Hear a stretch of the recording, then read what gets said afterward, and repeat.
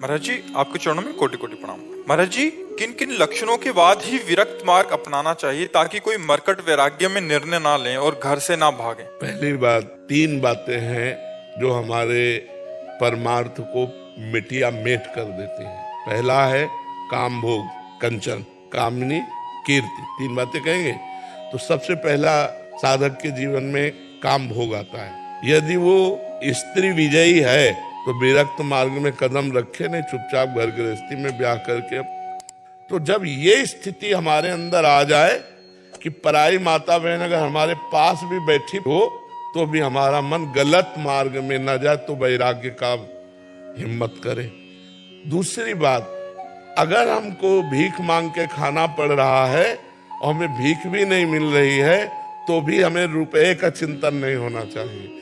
वो किसी काम की बाबागिरी नहीं जो धनियों के पीछे धन के लिए लालसा करके उनकी चाटुकारिता करे, वो बाबागिरी नहीं है। बाबा मंगबो भलो न बाप सो जो प्रभु राखे टेक।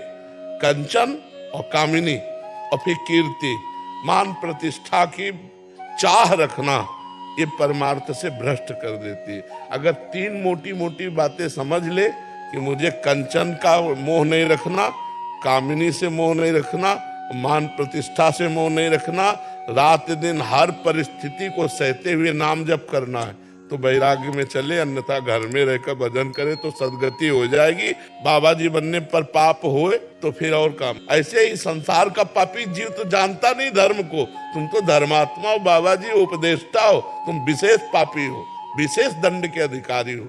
अगर कोई वेश रखकर पाप करे तो विशेष दंड का अधिकारी होता है। इसलिए भगवान के भजन करने के लिए दो मार्ग हैं, एक गृहस्थ मार्ग, एक विरक्त मार्ग। गृहस्थ मार्ग में आप जैसे हो अपने अनुसार चलते हुए घर गृहस्थी का पालन करते हुए राधा राधा जप रहे हो, भूखे को भोजन पवा दिया, कभी किसी बीमार को औषधि दे दिया, बढ़िया भजन हो रहा है।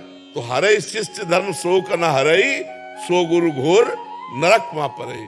जो शिष्य के धन का तो अपहरण कर रहा है लेकिन शोक का अपहरण नहीं कर पाया, उसे परम पद नहीं दिला पाया, उस गुरु को नरक जाना पड़ता है। बाबा जी बनना बहुत खतरे में पड़ना है, कोई साधारण बात नहीं।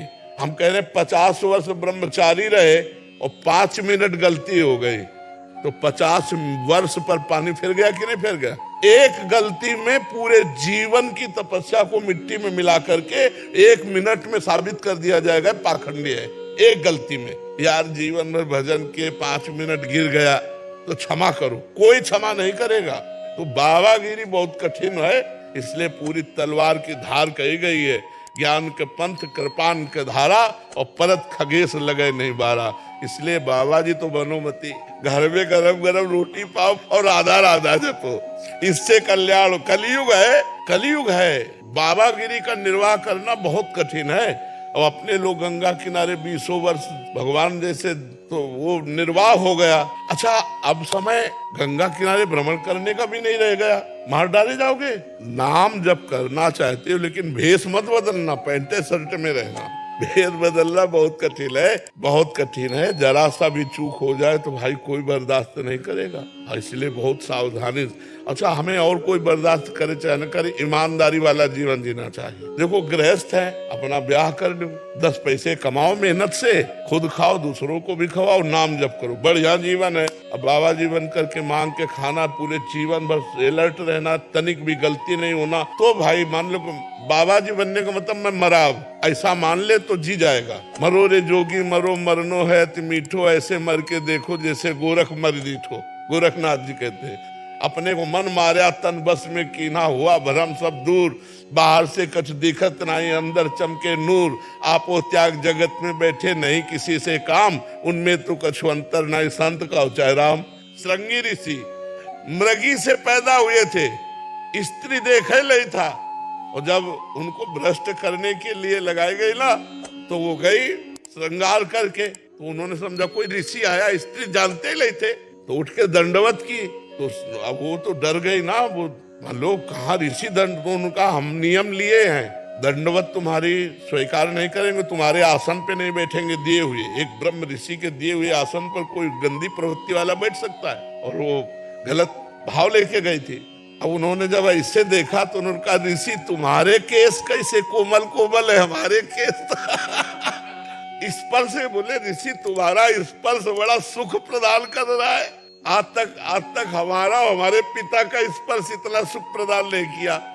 अब वो कंदमूल फल लाए उनके लिए, तो उनका नहीं, हमारा व्रत है, हम किसी का दिया नहीं पाते, आप ही हो। तो अंगूर की बनी हुई पिलाया। अब ब्रह्मांड घूमने लगा। अब इतने में सूचना मिली कि विभांडक ऋषि आ रहे हैं, तो भागी हो। तो ऐसे बैठे थे, तो उन्होंने कहा बेटा क्या हो गया?